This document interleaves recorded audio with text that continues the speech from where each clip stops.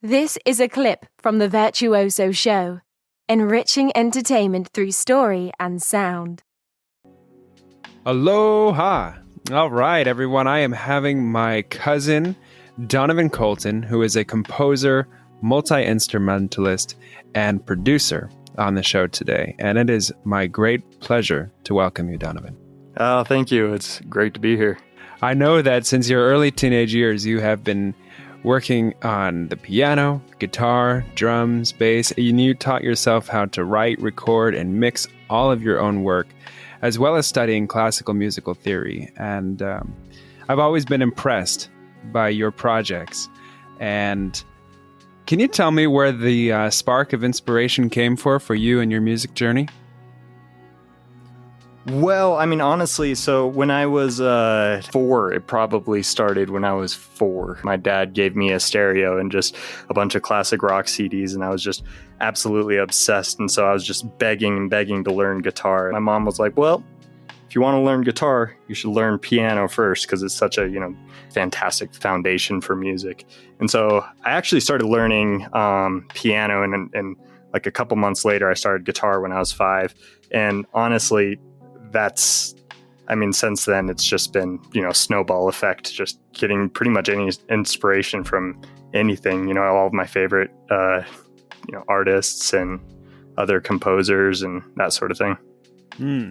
Yeah, I'm glad that I started on the piano a few years ago, and I'm even considering different instruments at this point in my musical career, but I am just really happy that I got myself on the keys to begin with. Speaking of learning, what are you learning about at this point in your musical career? You've been doing it for over a decade and a half now, and been practicing since you were a young boy, so what's there left to learn? What are you learning about now?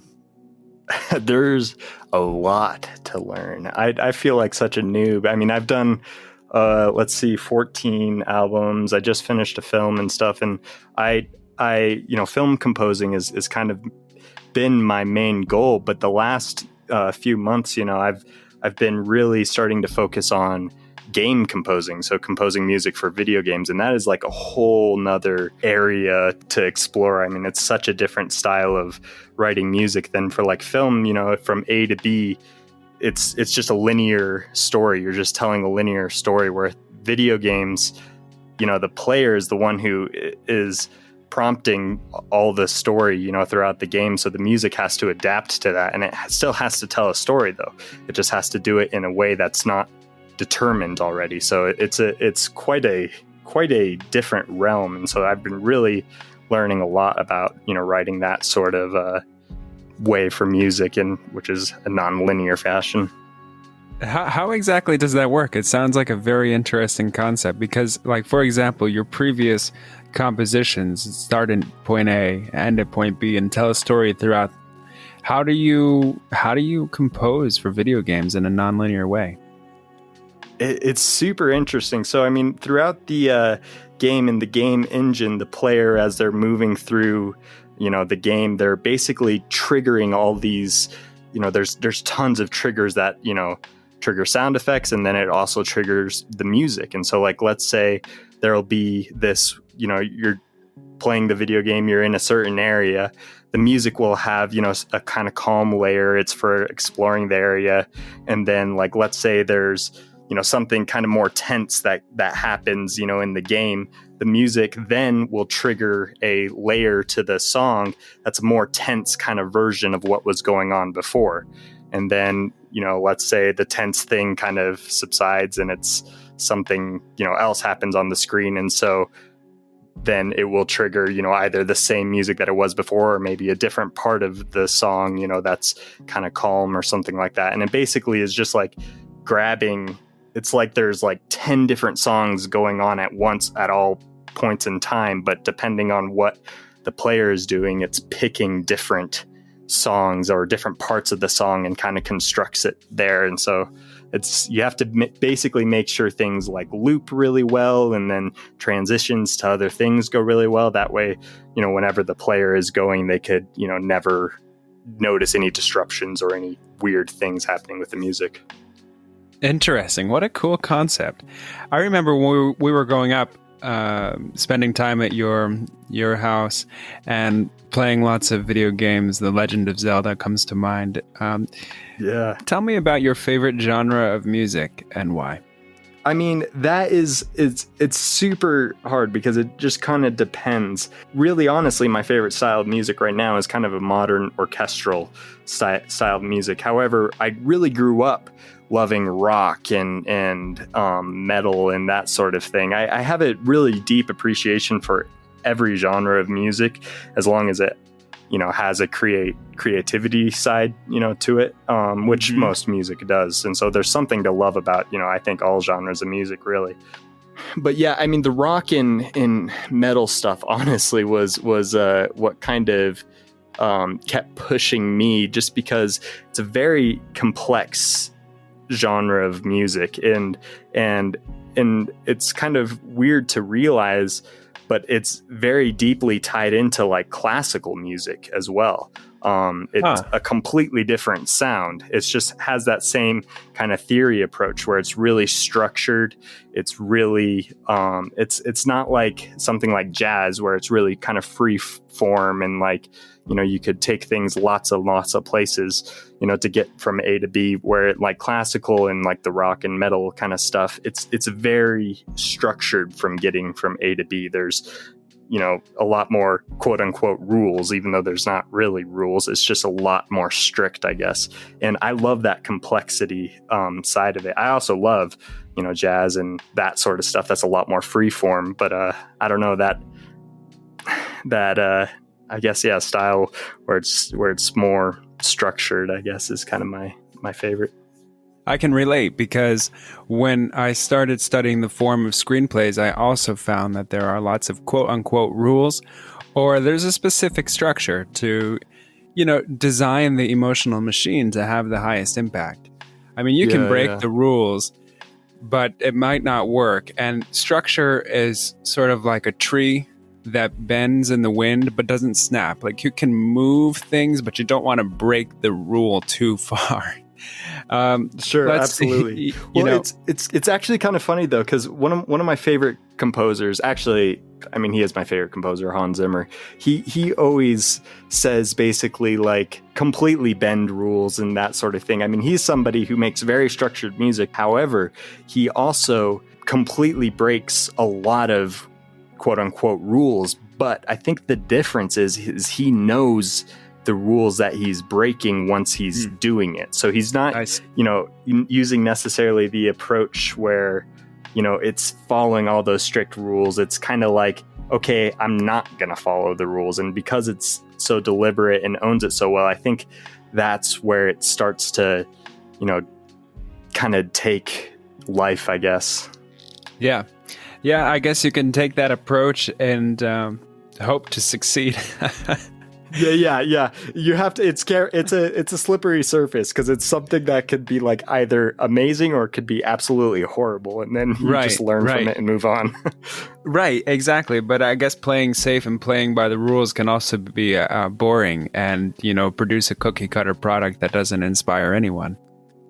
Well, it could be just more expected. I think a lot of times with art, if everything was expected, it isn't necessarily the best. It's kind of like, a lot of times pop music gets, a bad rap just because,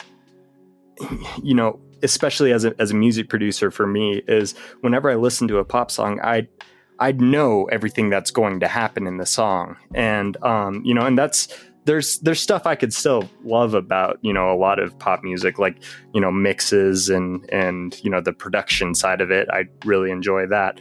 But when you're fully expecting, and when everything happens the exact same in measures that you think it's going to happen, when it changes to a chord that you already know it's going to change to, that kind of hurts the immersion, I guess. And so music, I think, in all art, is supposed to kind of surprise you a little bit. It's supposed to kind of catch you off guard, I think. Yeah, I can relate because when I watch movies, sometimes I see the structure blatantly. Like you can tell when, minute 12 occurs and the emotional turn goes in this direction, and the minute 25 occurs and the emotion, the act breaks on the very minute. And, various points throughout the film, you can somewhat expect what's going to happen in the character's journey. And I feel like I get some sense of satisfaction because when I watch it, I'm like, oh yeah, I know that this is going to happen. But at the same time, it sort of takes the magic away. Yeah. Well, and I think it makes it less memorable just because it's too much like, I don't know, something else. Yeah, exactly. But there is this, there's a saying in Hollywood that says, give me the same thing, but different. Yep. Yeah.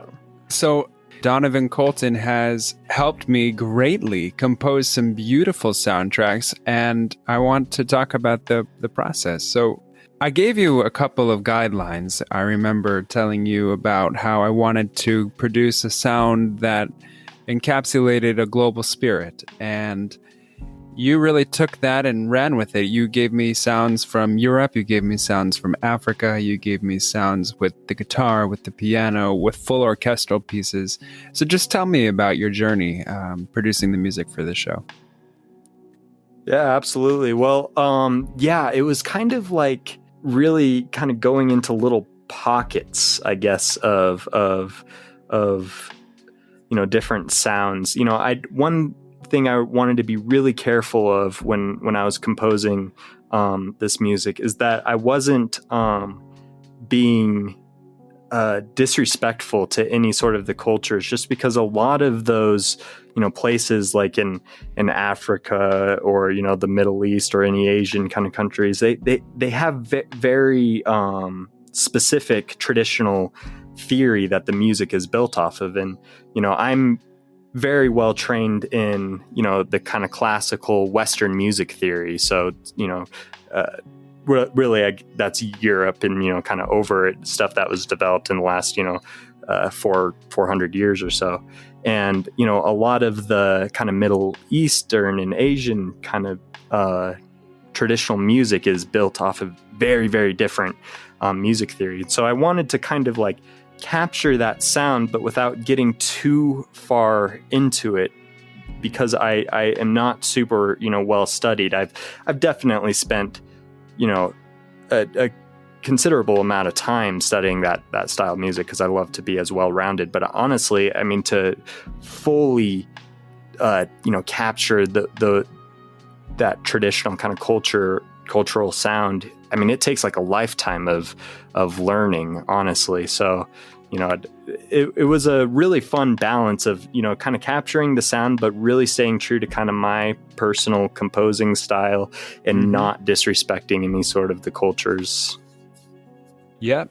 Interesting blend. And I appreciate that. I like that you still drew from what you knew and created a unique approach towards these bumpers. And I remember conversing with you a few times, and you said that writing the shorter songs are more difficult than the longer ones. Can you speak to that? So that my audience can just know what these little, 15-second bumpers, what goes into that, because we're going to use them to break the show apart. But that's quite a job composing that. Tell me about that.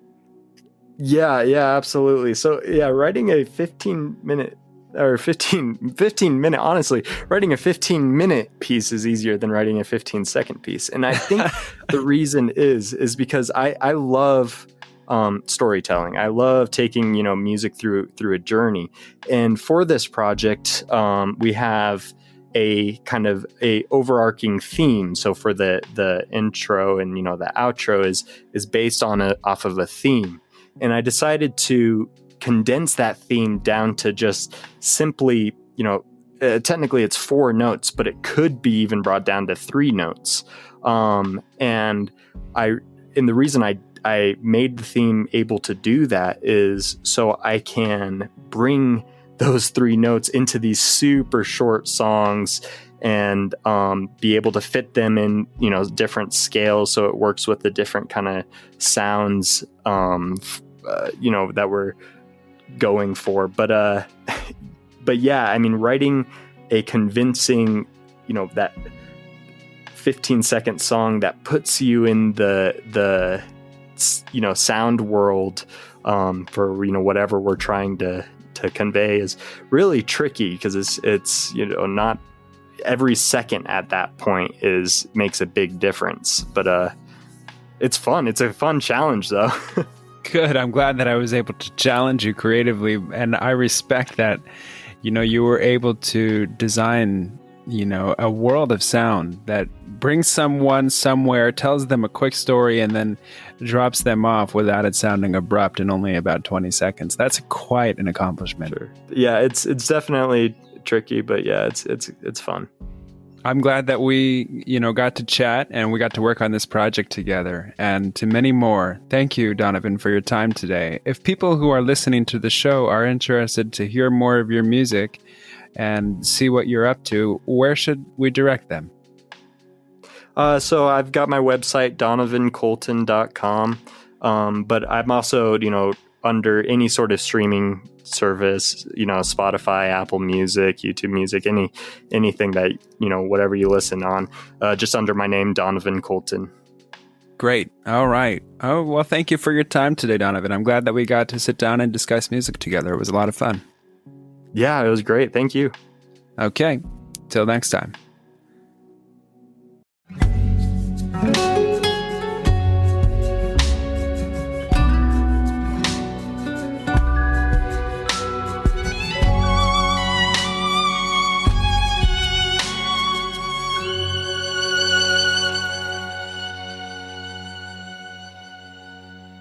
Thanks for taking a moment to listen to this excerpt. If you like what you've heard here, maybe you'd enjoy the full show. I invite you to check it out wherever you get your podcasts. If you love what I'm doing and you want to support me, please go to trevorsthoughts.com and sign up for my email. Alternatively, you can shoot me a quick message at muse@trevorsthoughts.com. That's MUSE, like the Greek muses. I'll send you an email back and we can begin our relationship from there. Till next time, aloha.